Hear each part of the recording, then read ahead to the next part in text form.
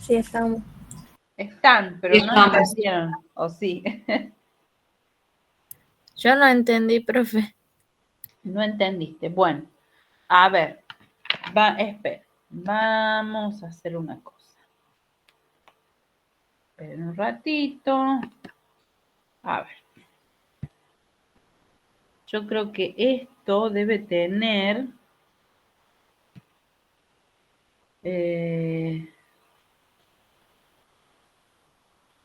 esto debiera tener... herramientas, a ver si tenemos una pizarra. No. A ver.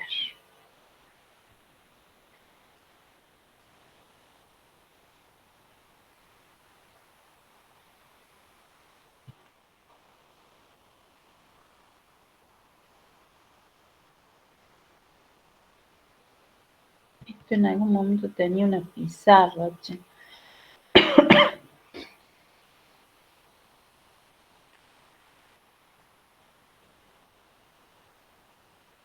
Espera.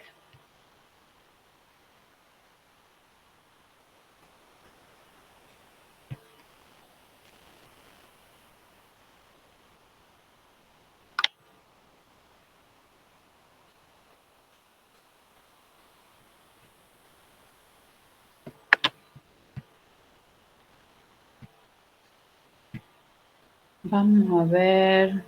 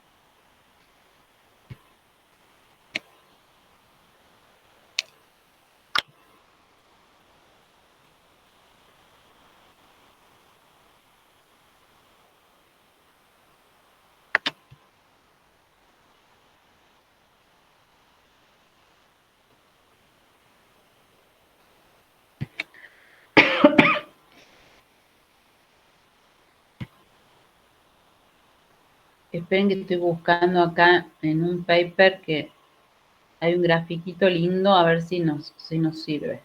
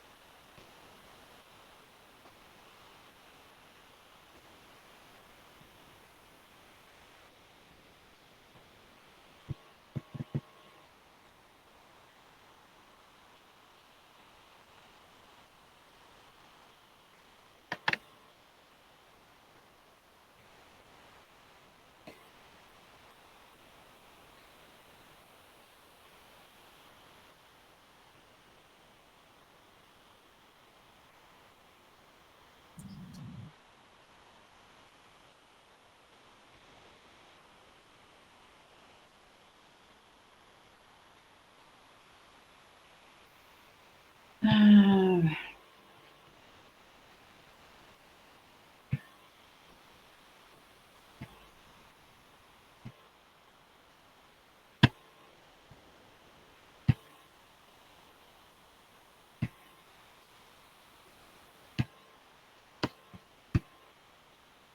Veamos.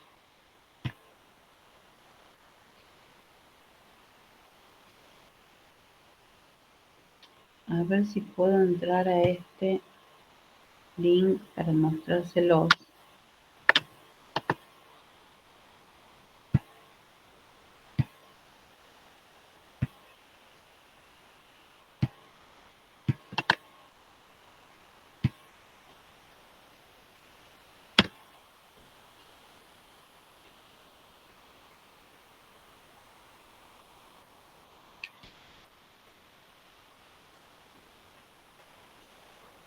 Miren, lo que voy a hacer es le voy a compartir este video para que lo veamos juntos, a ver si queda algo más claro. A ver, espera.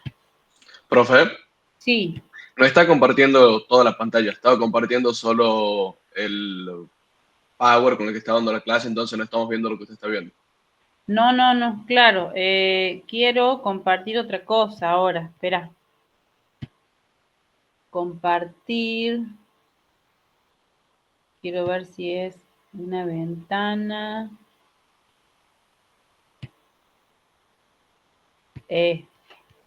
Esto quiero compartirles ahora.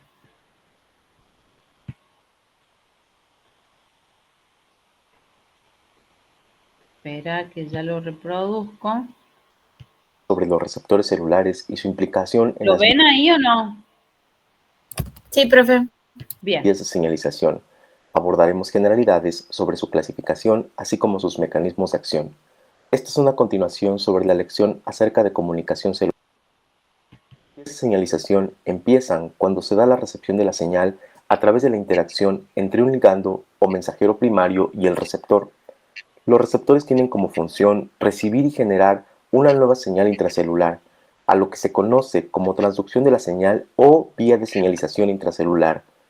Durante este proceso se modificará la actividad de proteínas y enzimas intracelulares, así como también se dará la producción de nuevas moléculas como segundos mensajeros.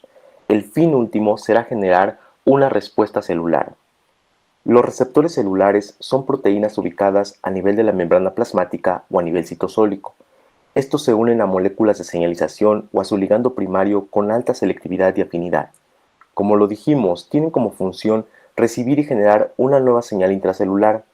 La mayoría de los ligandos primarios son impermeables a la membrana plasmática, por lo que se unen a receptores de superficie celular. De tal manera que en los receptores de membrana o superficie encontramos tres regiones características. La región extracelular, caracterizada por tener la presencia de dominios de unión a ligando.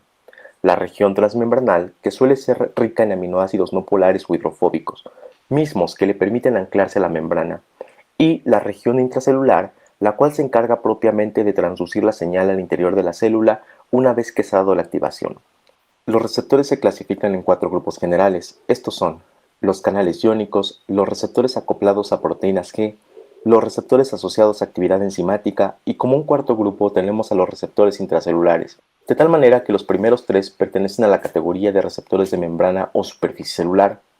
Ahora hablaremos sobre cada uno de ellos, sus particularidades, mencionando algunos ejemplos como su implicación terapéutica o su relevancia asociada a procesos fisiológicos en el humano.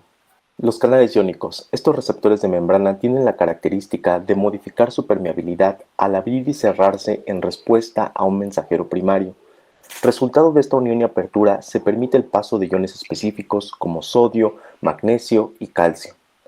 Los canales iónicos están presentes, por ejemplo, en las dendritas y el cuerpo celular de neuronas, así como en células del músculo liso, entre otras.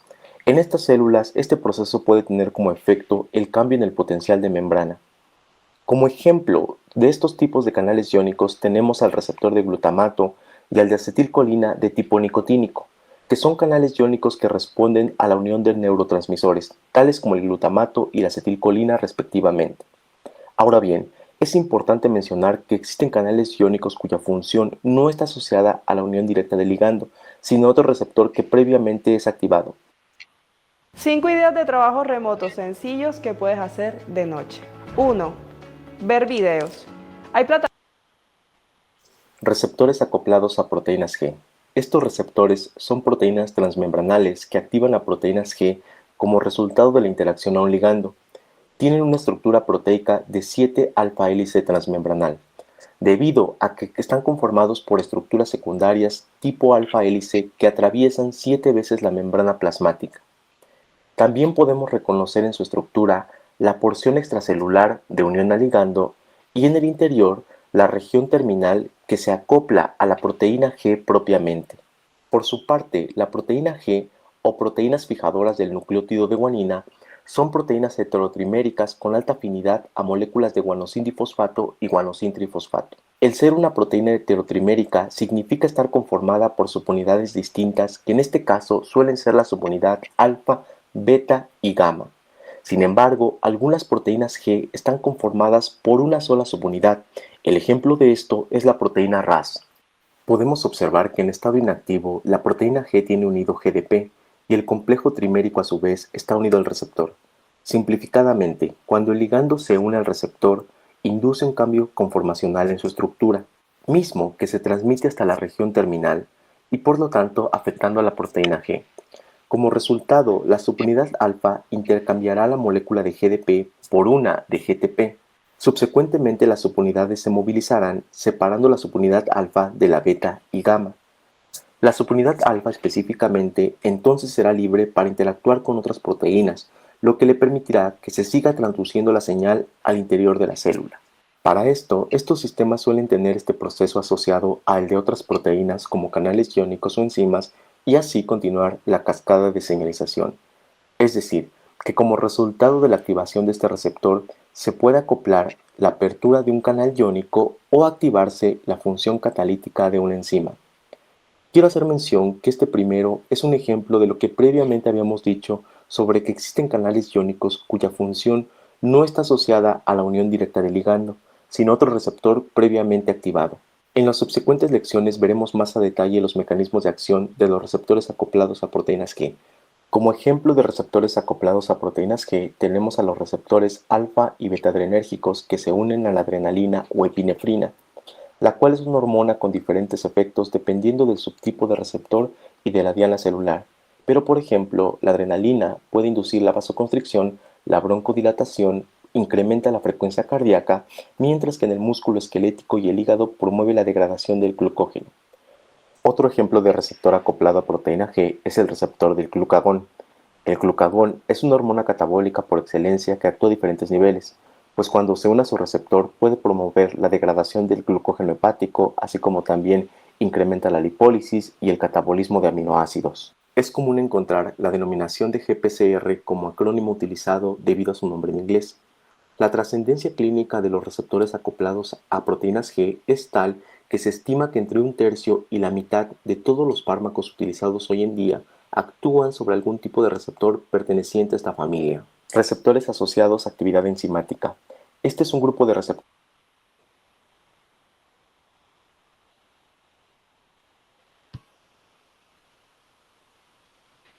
¿Ahí lo entendieron, chicos?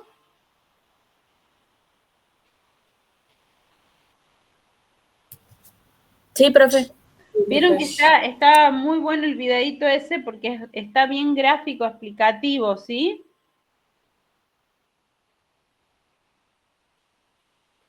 Me alegro que les haya servido. Ese se los dejo en las diapositivas para que ustedes lo vean después. Vamos a ver.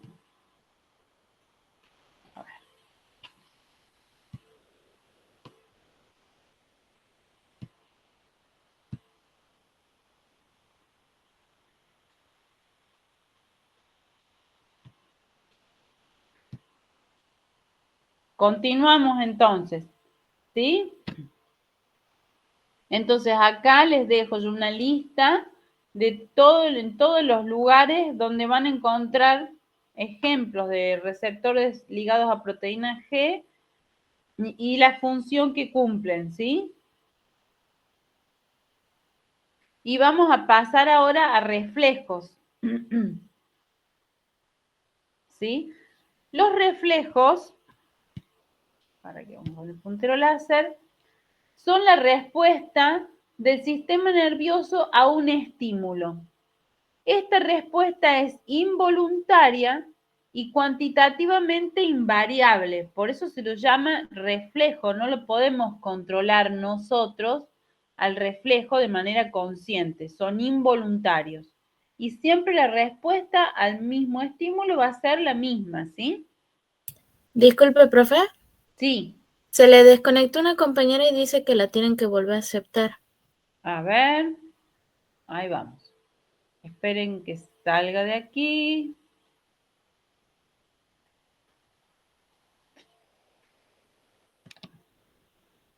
A ver.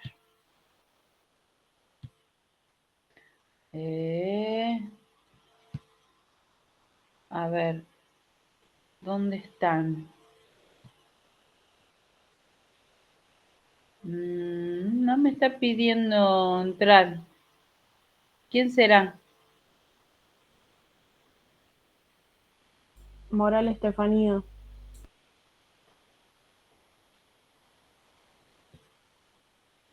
Pasale el link de nuevo, de última. Ah, pero ella lo debe tener en el campus.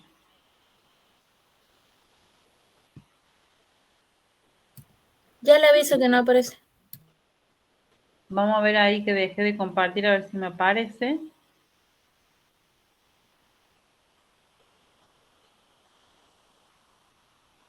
¿Qué dice? Perdón.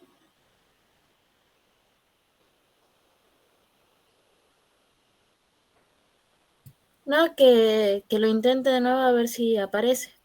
Sí. Que lo intente, yo espero un ratito para ver si lo tengo que aceptar.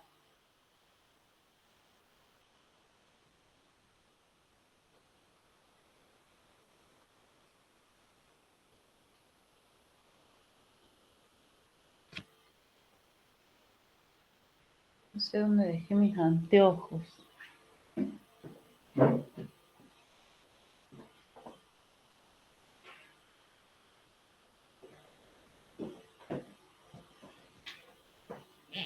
Bueno, avísenme si se logra conectar y yo salgo y la vuelvo a aceptar.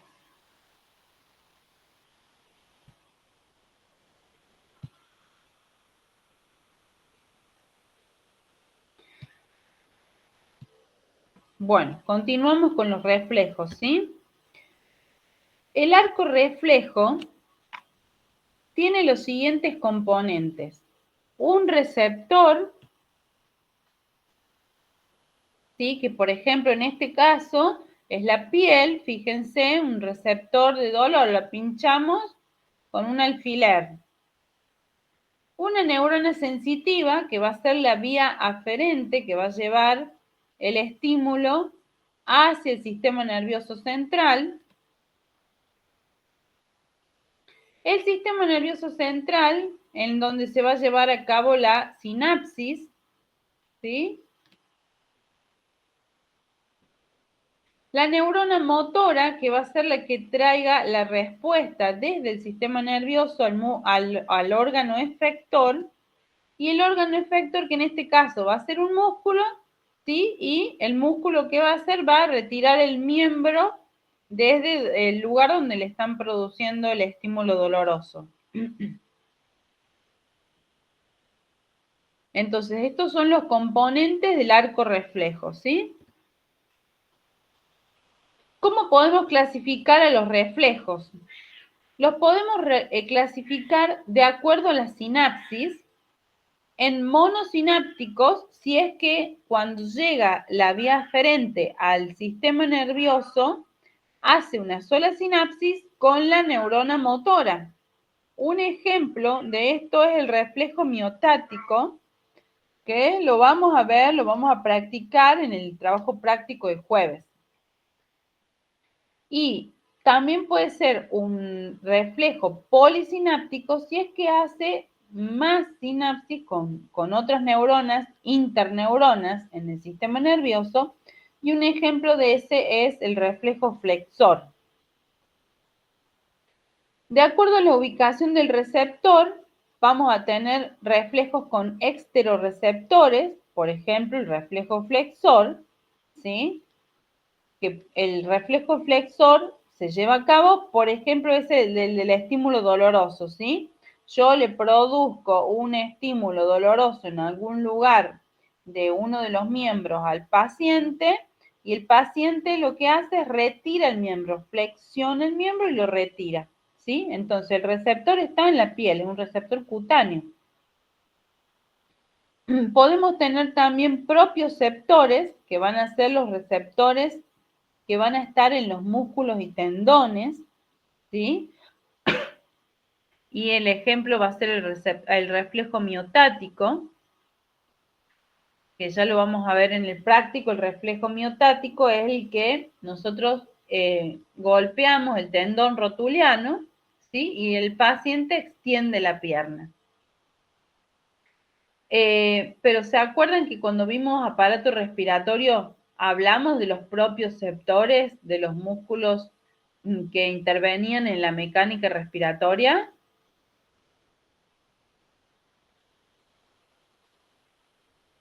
¿Se acuerdan de eso o no? Sí, profe. Bien. Y también podemos tener visceroceptores, o sea, receptores que van a estar en las vísceras, como por ejemplo los receptores que están en los senos carotídeos, ¿sí? Que van a censar, en el caso del sistema circulatorio, la presión sanguínea, y en el caso del sistema respiratorio van a censar la cantidad de oxígeno, la presión de oxígeno que tenga en la sangre ese paciente. También los podemos clasificar de acuerdo a dónde se aplica el estímulo. Por ejemplo, los receptores osteotendinosos o profundos, ejemplo de eso, el reflejo miotático, porque vamos a nosotros tener que estimular a un tendón para producir el reflejo, o los receptores cutáneos superficiales, como son ejemplo el reflejo flexor. ¿Sí? Este cuadrito lo tengo que sacar porque no logré, en realidad acá, estas flechitas indicarían que el visceroreceptor es un osteotendinoso profundo y no. Esto, chicos, no lo miren este cuadrito para que no se confundan. Me olvidé de sacarlo, ¿sí? Profe, Sí. ¿puede ser que haya reflejos que se procesan digamos, en el encéfalo y otros en la médula espinal? Sí, claro que sí. Tal cual. Suponte, si vamos a hacer un ejemplo, ¿sí? Todos los reflejos cuya vía sensitiva o vía motora sean los nervios craneales, se van a procesar en el cerebro, ¿sí? Por ejemplo, el reflejo palpebral, el reflejo de la salivación, el reflejo de la deglución, ¿sí? Y todos los reflejos cuyas vías sensitiva o motora se llegue a la médula espinal, que van a ser los que emergen del cuello para abajo, van a procesarse en la médula. El reflejo de micción, el reflejo de defecación, ¿sí? El reflejo de flexión, el miotático y un montón de otros reflejos viscerales incluso, ¿sí? ¿Estamos? Sí, profe, gracias. Perfecto. Bueno, también los podemos clasificar a los reflejos, ¿sí? De acuerdo a los segmentos funcionales medulares, ¿sí? Que estén involucrados. Entonces, por ejemplo, si nosotros tenemos la neurona el receptor, ¿sí? Un receptor cutáneo, por ejemplo, el reflejo flexor, vamos a hacer, que tiene un receptor cutáneo, una neurona sensitiva que hace una sinapsis con otra en la médula y de ahí va al órgano efector, que es un músculo. Fíjense que es un reflejo segmentario, va de un segmento medular a otro, ¿sí? Pero, por ejemplo, aquí podemos tener un reflejo multi o intersegmentario, porque, por ejemplo, podemos utilizar como ejemplo el órgano del equilibrio, ¿sí? El órgano del equilibrio es estimulado, por ejemplo, por la visión o por el movimiento de la cabeza. Todo ese estímulo va a llegar al órgano del equilibrio, que después lo vamos a ver en Fisio 2 con más detalle. El órgano del equilibrio va a hacer una sinapsis en el sistema nervioso central, en este caso en el encéfalo, y esa respuesta va a tener que ir por la médula hasta el órgano efector, que van a ser los músculos, para que el animal se acomode en el espacio y no se caiga. Por ejemplo, si se mareó girando, ¿sí? Cuando ustedes giran y se marean a propósito, están recibiendo un estímulo en el órgano del equilibrio. ¿Y cuáles son los órganos efectores? Sus músculos. La respuesta es una respuesta refleja. Ustedes no son conscientes de cómo van a acomodar el cuerpo para no caerse después de haber girado, ¿sí? Y haber sufrido un mareo. Eso va a ser reflejo, cómo el organismo va a acomodar todos los músculos y los miembros en el tiempo y en el espacio para que ustedes no se caigan. Entonces sería un ejemplo de un reflejo intersegmentario, ¿sí? También tenemos receptores de bucle largo, porque, por ejemplo, en este caso tenemos el receptor, que es periférico, entra por la médula, hace una sinapsis en la médula, se procesa en una vía superior del sistema nervioso y la respuesta vuelve, hace otra sinapsis en la médula y va al músculo, ¿sí? Estos, por ejemplo, son ejemplos de reflejos que son un poco más complejos, pero siguen siendo acciones reflejas en las que están involucradas más de una neurona y están involucrados más de un centro de control. Y ya tenés un control a nivel superior, ¿sí? Sin que deje de ser un reflejo. ¿Estamos?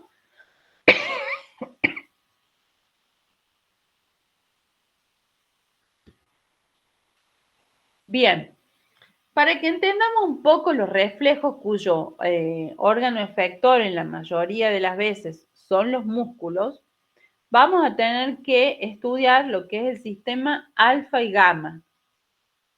El sistema alfa y gamma, ¿sí? Son los receptores y las vías nerviosas que tienen los músculos. Entonces, en los músculos esqueléticos, nosotros dentro de la masa muscular del músculo esquelético, dentro del vientre muscular, tenemos un propioceptor que se llama huso muscular. El huso muscular es un receptor, ¿sí?, que mide el grado de distensión del músculo estriado. Son fibras que están dentro de una cápsula en forma de huso, por eso se llaman así, y son fibras muy cortitas, muy pequeñitas y son pocas fibras, ¿sí? Pueden ser de 4 a 12 fibras, son muy chiquitas, están dentro de una cápsula. Ese huso muscular que contiene el receptor, ¿sí?, tiene un segmento que es rígido en el centro, en donde tenemos las fibras sensitivas, y un segmento en los extremos que es contráctil. Entonces, ese huso muscular está inervado por fibras sensitivas y fibras motoras. Y a la vez, las fibras musculares que rodean a ese receptor o a ese huso muscular se llaman fibras extrafusales. Entonces, las fibras extrafusales son las que rodean o están alrededor del huso muscular, que adentro de esa cápsula de tejido conectivo tiene fibras intrafusales que son más chiquititas, más finitas que las extrafusales. Entonces, nosotros tenemos las motoneuronas alfa, por eso se llama alfa-gamma este receptor, ¿sí? Las motoneuronas alfa son las neuronas que le van a dar inervación a las fibras extrafusales, o sea, las que van a inervar a las fibras musculares que rodean al huso muscular para que el músculo se contraiga. Y después el sistema gamma va a ser el sistema motor de las fibras intrafusales, ¿sí? Y a la vez las fibras intrafusales van a tener neuronas sensitivas que van a medir el grado de distensión de ese músculo. Entonces, esas fibras sensitivas van a llevar la información al sistema nervioso y el sistema nervioso va a corregir a través de las motoneuronas gamma y alfa van a corregir o van a modular la contracción del músculo estriado. ¿Estamos? ¿Entienden eso?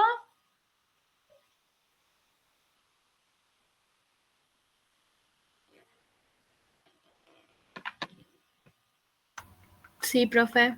Bien, buenísimo. ¿Sí? Después les he puesto, creo, un videíto y si no está, ya se lo subo después a la clase antes de subirla al campus, ¿sí? Para que también lo puedan ver en videíto esto. Otro propioceptor que tenemos en el sistema esquelético, musculoesquelético, son el órgano de Golgi, ¿sí? Que está en los tendones de los músculos. El órgano de Golgi son neuronas sensitivas que se entrelazan con las fibras de colágeno de los tendones. Y entonces también lo que detectan es el grado de tensión de los tendones cuando los músculos se contraen. Y esa información la envían, ¿sí? Por una neurona sensitiva hacia el sistema nervioso. El sistema nervioso va a ser el encargado de integrar toda esa información que les llegue a través de estas vías sensitivas y va, como les digo, corregir o modular de manera refleja la contracción de los músculos y de los tendones. ¿Sí? O sea, el sistema musculoesquelético es un sistema que nosotros lo podemos mover de manera consciente, pero para que los músculos tengan un cierto tono muscular, que es lo que permite que el animal esté, por ejemplo, mantener la postura o para que ustedes, por ejemplo, puedan permanecer sentados sin que se caigan flácidamente, sus músculos tienen un grado de tensión mínimo, que eso se le llama tono muscular. El tono muscular está mediado por este sistema, ¿sí? Que está regulando constantemente la contracción de los músculos gravitatorios y antigravitatorios para que el animal o el humano pueda mantener su cuerpo erguido sin que se desmorone como un flan, ¿sí?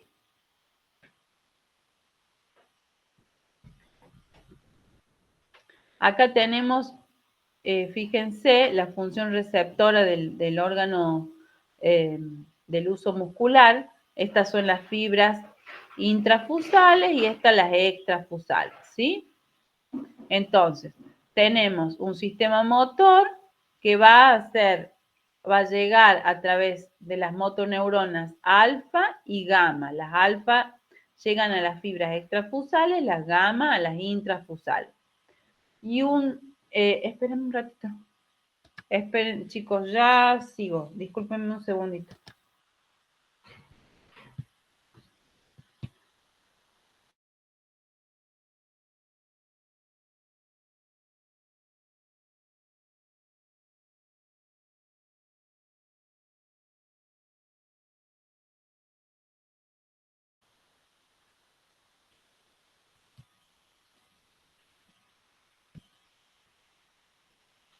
Ahí seguimos. Entonces, y el sistema sensitivo, ¿sí? Que va a enviar la información a través de las neuronas sensitivas. Una de las neuronas sensitivas, que es la que mide el grado de tensión en el ecuador de las fibras intrafusales, se llama IA, y la I2, ¿sí? Es la neurona sensitiva que mide el grado de tensión de los extremos contráctiles de las fibras intrafusales.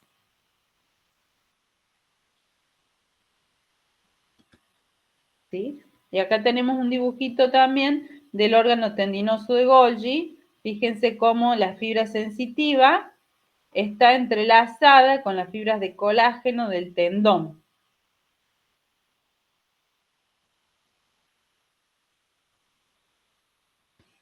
¿Sí?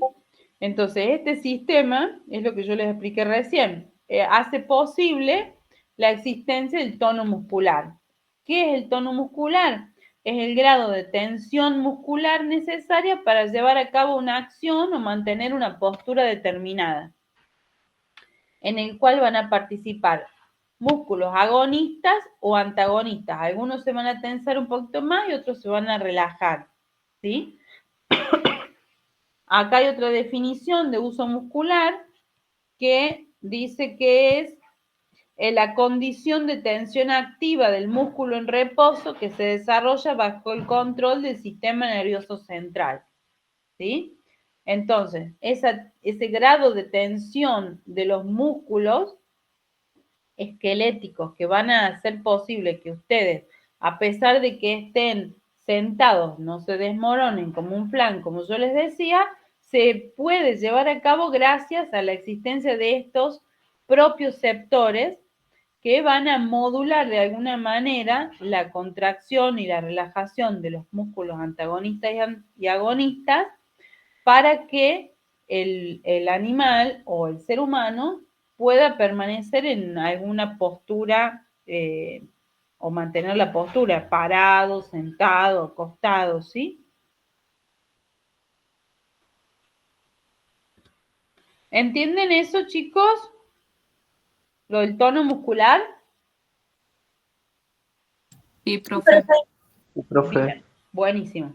Y acá tenemos una fotito de cómo vamos a hacer, cómo vamos a evaluar el reflejo miotático, ¿sí? En los pacientes. Esto ustedes, si alguna vez, ahora los médicos clínicos no te hacen más esto, pero hace miles de años, los médicos clínicos te evaluaban los reflejos cuando te llevaban al médico. El médico clínico te examinaba, ahora ni te tocan, ¿no? Te piden, te indican los medicamentos y te miran de lejos nomás, ni se acercan, pero antes a los seres humanos se les hacía esto también.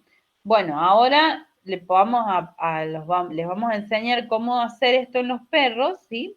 Porque nos va a permitir evaluar tanto el receptor, todos los componentes del arco reflejo, ¿sí? El receptor, la vía aferente, el sistema nervioso, la vía aferente de varios reflejos, ¿sí? Todo eso vamos a aprender en el práctico. Les doy un ejemplo de reflejo condicionado. Por ejemplo, el reflejo de Pavlov hace referencia al reflejo de activación de la fase cefálica de la digestión con la producción de saliva cuando, por ejemplo, en los animales los acostumbramos a que con la bolsa de alimento hace determinado ruido o cuando ponemos el alimento en el plato, que hace determinado ruido, ustedes si tienen perros lo deben haber visto, ustedes van a ver que el animal se desespera porque le des la comida, ¿sí? Bueno, eso es un reflejo condicionado. Pavlov hizo este experimento tocando una campanita todos los días a la misma hora antes de darle de comer. Y se puso a estudiar el efecto que tenía en el perro y entonces vio que se secretaba más saliva, que se activaba un montón de secreción enzimática y todo que preparaba al estómago para recibir la comida, ¿sí? Entonces, esto es un reflejo condicionado o aprendido, digamos, que relaciona un estímulo, un sonido, un olor, ¿sí? Con una respuesta que en este caso va a ser una respuesta visceral. Bueno, y también motora por la manifestación de querer comer, ¿sí? Profe, Sí. ¿este uso también se presenta en músculos, en los músculos más planos? Por ejemplo, los intercostales. Claro, sí, sí, sí. En todos los músculos estriados del sistema Ok. músculo-esquelético, en todos. ¿Sí? De hecho, estos propioceptores son los que nombramos cuando vemos el aparato respiratorio. Viste que decimos que cuando se regula la respiración o se controla, uno de los controles está regido por los propioceptores musculares. Bueno, es de los músculos intercostales, diafragma, ¿sí?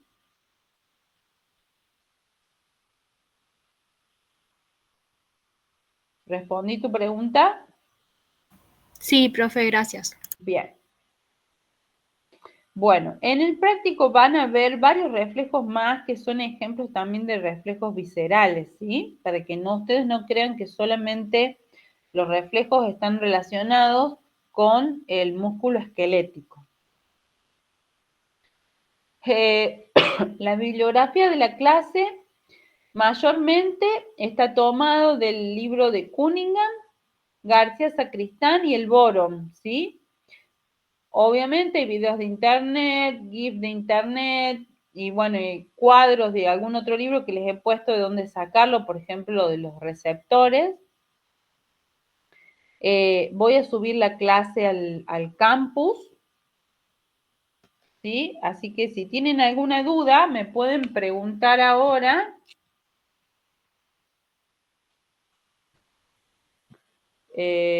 Porque esto, bueno, escuchen lo que les quería decir. En el campus virtual hay 2 presentaciones hechas con Geniali, ¿sí?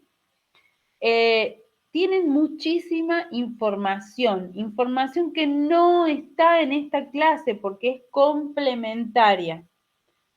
Vean todos los videos que hay en el campus, porque todo eso entra en el parcial, porque es parte del programa, ¿sí? Entonces, vean todos los videos que hay en el Geniali, fíjense que es interactivo, ustedes van apretando y van entrando a todo el contenido que hay ahí. Hay 2 Geniali, sistema nervioso primera parte y sistema nervioso segunda parte. Entren y vean todos esos videos porque eso entra en el examen. Lo que vamos a hacer ahora es, el jueves vamos a tener el trabajo práctico de reflejos. Tenemos que decidir cuándo tomar el parcial. El jueves va a ser, a ver, déjenme que vea de nuevo. Este jueves va a ser 5. Y yo creo que nos va a convenir tomar el 12, porque vamos a tener una semana, ¿sí? Y después damos tranquilos ejercicio que no va a entrar en el parcial, pero sí entra en el examen final. Entonces, sería bueno que veamos ejercicio después del parcial, ¿sí? Yo creo que el 12 vamos a estar bien para tomar el parcial. O sea, una semana después del trabajo práctico.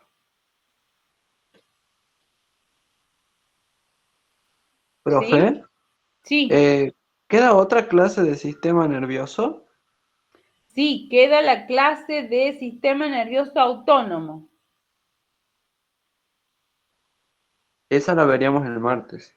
Esa la veríamos el martes, exactamente. Esa la veríamos el martes.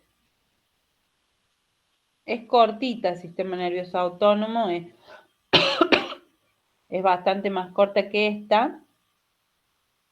Y bueno, y es bastante sencillo, digamos, ¿sí? Porque la gran masa de contenido y más difícil de entender era esta clase.